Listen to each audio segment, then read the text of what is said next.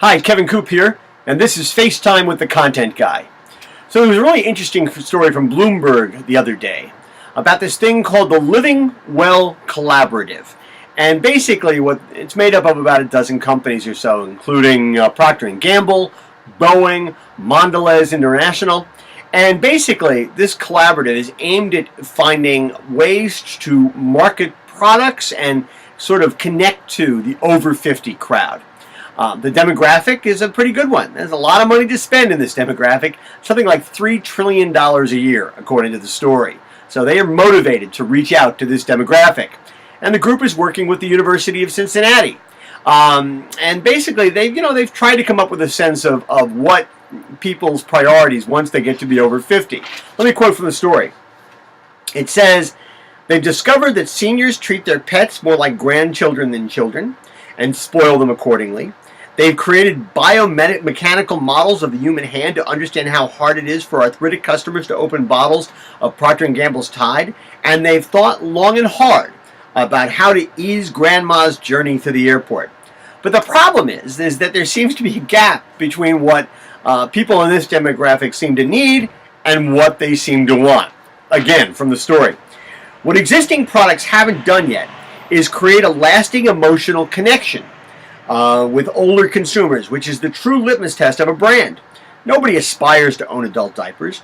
Boomers don't want to just spend money on the things they need. They have the dollars and the desire to splurge on the things that they truly want. Well, the biggest problem, I think, is one that can be ascribed to pretty much any demographic group and marketers that are trying to reach them, which is almost none of these groups are homogeneous, right? They're very, very different.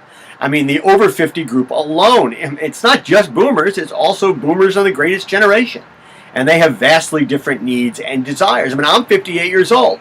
I'm part of that group. But my dad is 87. He's also part of that group. And let me tell you, we have very different needs, interests, desires, and issues. You can't speak to us the same way, which means that you can't create emotional bonds with us the same way. You've really got to drill down. And quite frankly, that's no different than any other demographic group. You always have to drill down because there's no such thing as the consumer within any demographic group.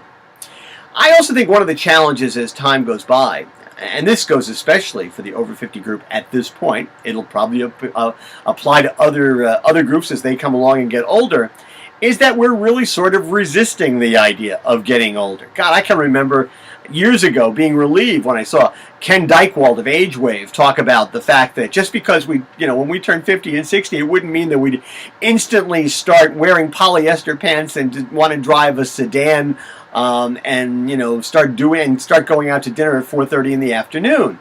I was glad to hear that because I had no intention of doing any of those things. And listen, I'm a test case. I'm wearing the same clothes I was wearing 40 years ago. Maybe not the same size, but the same clothes, and I'm listening to the same music. And I think that was the point he was trying to make then. Many of us, especially of a certain age, we're thinking in terms of what we want to achieve. And I don't mean in terms of bucket list, things we want to get done before we die, but things we want to achieve because they help define who we are. I know that I've sat down recently and I've sort of realized that basically there are only 4 Major League Baseball stadiums that I haven't been to. Miami, Tampa, Houston, and go figure, the Bronx. I'm going to hit those. There are only 3 states in the United States that I haven't been to. Alaska, North Dakota, and Montana. And I'm going.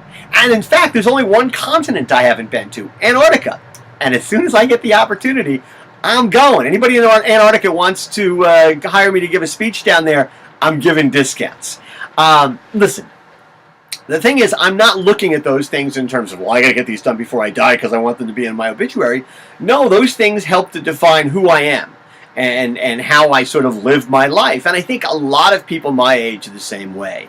We're not thinking in terms of getting older. We're thinking in terms of the things we want to achieve. Yeah, the knees hurt occasionally, but there's nothing you can do about that.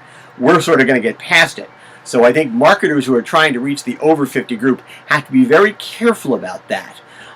It's no wonder we're hard to market to. But listen, that's what the Living Well Collaborative is going to have to face.